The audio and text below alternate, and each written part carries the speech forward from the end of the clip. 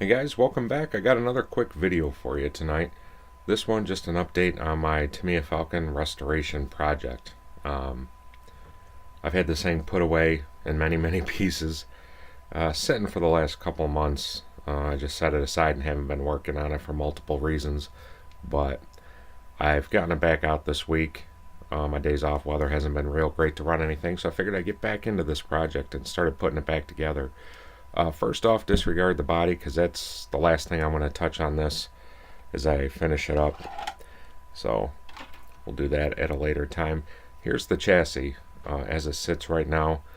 As I'm putting everything back together, all the plastic, thank God, on this seems to be in really good shape. There's no stressing, no cracking, especially along the weak points up here on the front. Everything seems to be in very good working order. And I know I was talking about in my first video that certain things I was going to do, and I've kind of changed my mind as I've gone along, and main reason being expense.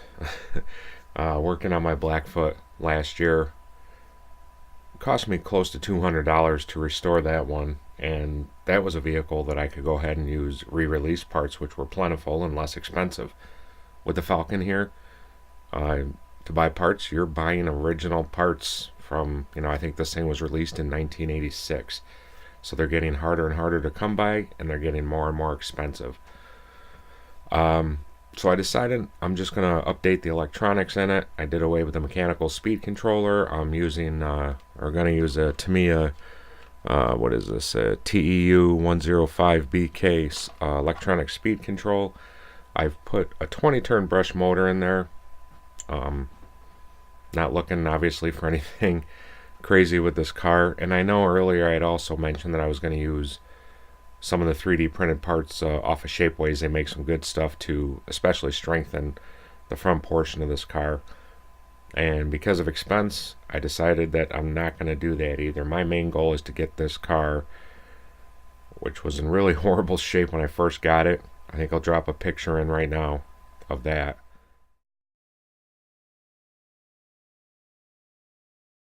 It was really dirty, but it seemed to be in a solid shape. It just needed a lot of cleaning, and so I think my goal to keep my costs down is just going to make this car able to drive under its own power once again, and hopefully I can make it look pretty good in the process.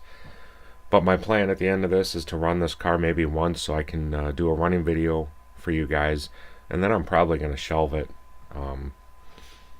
Like I said, parts are just way too expensive. And one thing this car did not come with are the tires and wheels, and those are really expensive out there. I know Tamiya Wild One wheels will fit, and I think the Nova Fox tires and wheels will fit as well. Kind of having a hard time really finding those that aren't really expensive right now as well.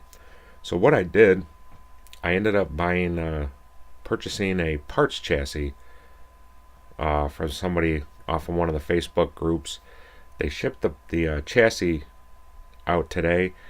It has original front wheels on it, and it has tires off of the Fox on the back. So it's obviously not going to be 100% correct, but I'm looking for some tires that I can bolt up to this once she's running and move her on down the road. But I just thought I'd give you guys a quick update. This thing looks in far better shape than when I picked it up. I have no idea how long the car has sat, but I needed that parts chassis, like I said, for the tires and wheels. The body on that car that's coming to me looks like it might be in a little bit better shape than the one I have, so once I get that I'll decide which body I'm going to use. I think the only other thing that I really need off of that donor chassis is and I had it when I had the car, and I kept all my pieces in one bin, and I seem to be missing one of my rear axle hubs. I've torn the place apart looking for it, and I can't find it, so pretty stupid of me. The only other thing, these yellow CVA shocks are a pain in the butt. They stick quite a bit, and I think I'm going to try putting some new O-rings inside of there and see if that helps. But Again, I just thought I would give you guys a quick update on the project Tamiya Falcon. Would I have undertaken this had I understood from the get-go how expensive and rare parts were going to be? I don't know. I was thinking to myself a while back when I put it away that maybe I'd gotten in over my head, but as I'm starting to get the car back together, I've got that other one on the way. Starting to see an end to this, and I think, albeit not the strongest and most durable Tamiya Bucky ever made, one of the weaker ones, I think it looks really cool, and I think it's going to be an awesome addition to my collection, and one that I'm rarely going to run, but I think when we're done, it's going to look really cool. So I just thought I'd give you guys a quick update to where this project stands.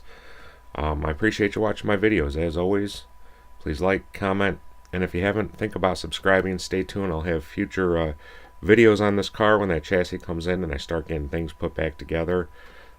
Next video I plan on this is a power-up of the electronics.